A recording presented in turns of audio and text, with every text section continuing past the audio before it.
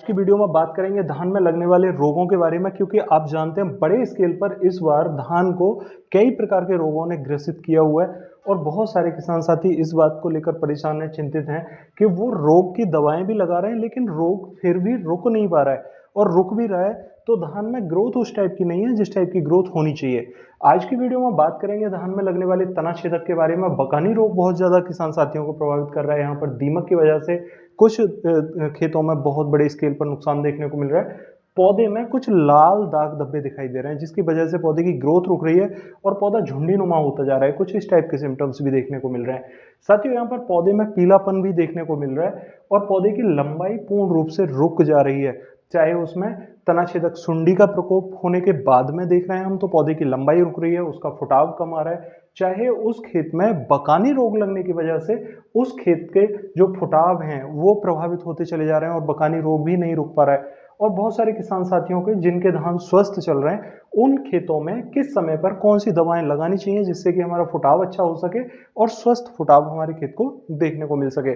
आज की वीडियो में स्टेप बाय स्टेप मैं आपको दिखाने जा रहा हूं कि अगर आपका धान इस टाइप का चल रहा है तो आपको कौन कौन सी दवाएं लगानी चाहिए, और अगर इस टाइप के रोग किसी भी टाइप के हैं तो उनका रोग हम नियंत्रित कैसे कर सकते हैं, और रोग अगर हमारे खेत में आके चला गया है तो रोग हटने के बाद में हमारे खेत में क्या साइड इफेक्ट देखने को मिल रहे हैं और उनको हम कैसे नियंत्रित कर सकते हैं, ये आज की वीडियो में जानने की कोशिश करते हैं।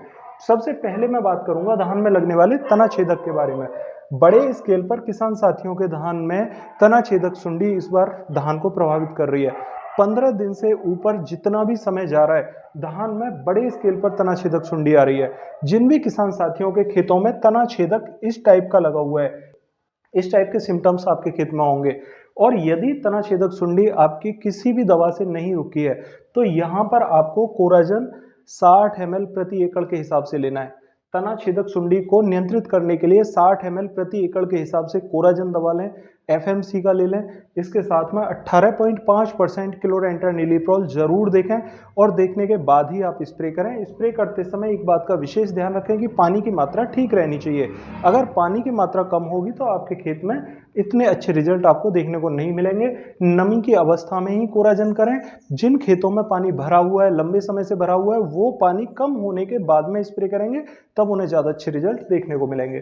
कुछ किसान भाइयों के खेतों में जिनमें कि तना छेदक सुंडी लगने के बाद में असर आ रहा है, उनमें सुंडी तो खत्म हो गई है, गिडार तो खत्म हो गई है, लेकिन अभी पौधे में फुटाव नहीं आ रहा है और पौधे की लंबाई रुकी हुई है। अब उन किसान भाइयों को यहाँ पर क्या करना चाहिए जिनके खेतों की लंबाई रुकी हुई है? तो देखिए, उन किसान भाइयों को यहाँ पर उपयोग करना होगा copper oxychloride. 250 gram copper oxychloride plus उसके साथ में यूरिया खाद 500 से 600 ग्राम प्रति एकड़ के हिसाब से मिक्स करें, और उसके साथ में आपको डालना होगा वैलिडामाइसिन या कासुकामाइसिन। कासुकामाइसिन 250 ml के हिसाब से। इस टाइप के जो भी तना छेदक सुंडी से प्रभावित खेत हैं उनकी लंबाई रुकने से आगे बढ़ाने के लिए, लंबाई को आगे बढ़ाने के लिए उन्हें उपयोग करना होगा ये फॉर्मूला। दूसरा एक सवाल यहाँ पर कुछ किसान साथियों का है कि उन्होंने तना छेदक सुंडी को, तना छेदक सुंडी उनके खेत की रुक गई है लेकिन फुटाव कम आ रहा है। अब उन किसान भाइयों को क्या करना चाहिए जिनके खेतों में फुटाव देखने को नहीं मिल रहा है? तो देखिए, तना छेदक सुंडी के ये साइड इफेक्ट हो सकते हैं कि आगे फुटाव आपको कम देखने को मिल रहा हो, और पौधे में फुटाव अच्छा और नेचुरल लाने के लिए आपको यहाँ पर काम करना है। आपको चूना लेना है, भुना हुआ चूना लगभग 10 से 12 किलोग्राम प्रति एकड़ के हिसाब से। उसके साथ में हरा कसिस मिक्स करना होगा 6 से 7 किलोग्राम प्रति एकड़ के हिसाब से, और इसके साथ में आप ह्यूमिक एसिड 1 किलोग्राम प्रति एकड़ के हिसाब से मिक्स करें। यानी कि तीसरे टाइप के धान को जब तना छेदक सुंडी का प्रकोप कम हो गया है तो फुटाव निकालने के लिए आपको ये फॉर्मुलेशन यूज करना होगा। बुरकाव के माध्यम से लगभग 35 से 40 किलोग्राम यूरिया प्रति एकड़ के हिसाब से इन दवाओं के साथ मिला के बुरकाव कर सकते हैं। ठीक है। कुछ किसान भाइयों के खेत में इस टाइप के सिम्टम्स हैं जिनका पौधा स्वस्थ चल रहा है लेकिन फुटाव नहीं आ रहा है। बहुत से किसान साथियों का सवाल यह है कि उनके धान 18 से 20 दिन के हो गए लेकिन पौधे में फुटाव नहीं है। उन टाइप के किसान भाइयों को क्या करना चाहिए?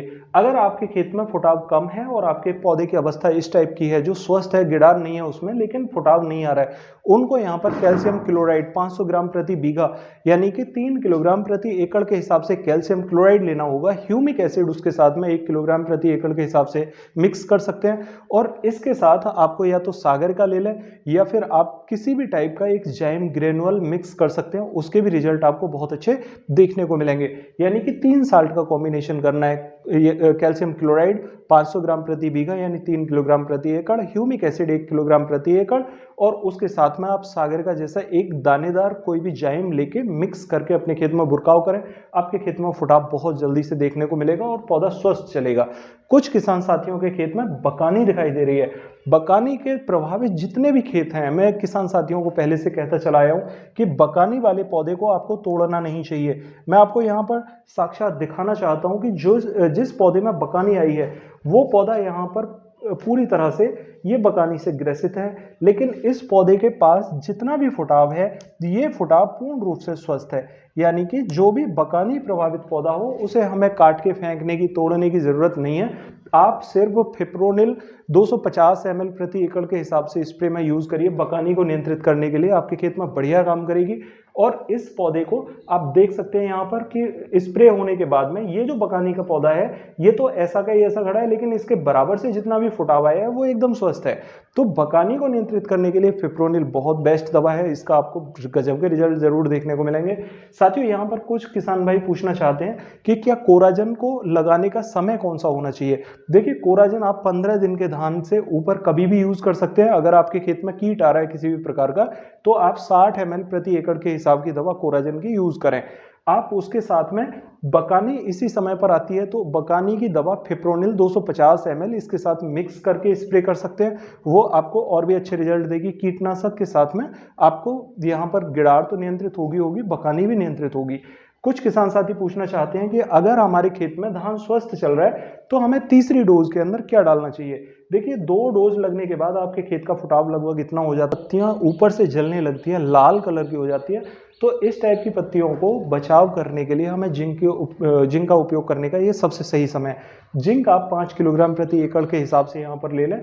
इसके साथ में आपको दूसरे साल्ट डालने होंगे जिंक सल्फेट के साथ में। आप यहाँ पर अगर फुटाव कम लग रहा है तो कोई भी एक जाइम डाल सकते हैं। जाइम जहाँ पर कि आप 6 किलोग्राम से 10 किलोग्राम प्रति एकड़ के हिसाब से डाल रहे हैं, आप 1 किलोग्राम बीघा यानी कि 5 से 6 किलोग्राम जाइम जिंक के साथ में मिक्स करके अपने खेत में यूरिया खाद के साथ मिला के बुरकाव कर सकते हैं आप। साथियों, यहाँ पर जिन भी किसान साथियों के खेतों में इस टाइप के झुंडी नुमा धान बन चुके हैं और वो किसान साथी कोराजन लगाने में असमर्थ हैं या कोराजन नहीं लगा पा रहे हैं, तो उन किसान साथियों को यहाँ पर नीला थोता का उपयोग करना होगा। नीला थोता आप यहाँ पर 1200 ग्राम प्रति एकड़ के हिसाब से ले लीजिए बुरकाव के माध्यम से लगाने के लिए।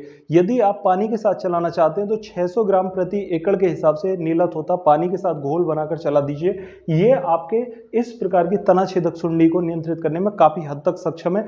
आपके खेत में फंगस के जनित रोग जितने भी होते हैं उसे भी नियंत्रित करने में काफी हद तक सक्षम होता है। तो साथियों, यहाँ पर नीला थोता आप उन दवाओं के जगह यूज कर सकते हैं जो दवाएं आपको महंगी पड़ रही हैं और उन दवाओं को यूज करने में आप सक्षम नहीं है, तो आप नीला थोता यूज करिए, आपको गजब के रिजल्ट देगा। कुछ किसान साथी पूछना चाहते थे कि क्या नीला थोता के साथ फिटकरी हम लगा सकते हैं। देखिए, फिटकरी को आप पानी के साथ में घोल बनाकर चला दीजिए, तो आप उसे एक कपड़े में बांध लीजिए और कपड़े से आप उसे चलने दीजिए, पानी के साथ घुल के चलता रहेगा। नीला थोता को आप अलग चलाइए, फिटकरी से अलग यूज करिए, क्योंकि नीला थोता आपके खेत में लगने वाली फंगस को लगभग 10 से 15 दिन के लिए रोक लेता है। कीट लगने से आपको 10 से 15 दिन के लिए राहत दे देता है। तो आप रोग आने से पहले नीला थोता का उपयोग कर लीजिए। फिटकरी आपके खेत की पीएच वैल्यू को कम करने का काम करेगी। अगर मिट्टी में पड़े हुए न्यूट्रल खाद किसी भी प्रकार के हैं तो उन्हें आपके पौधे को अवेलेबल कराने में फिटकरी सहायक होती है। नीला थोता आपके खेत में फंगस और कीट को बचाने का काम करेगा।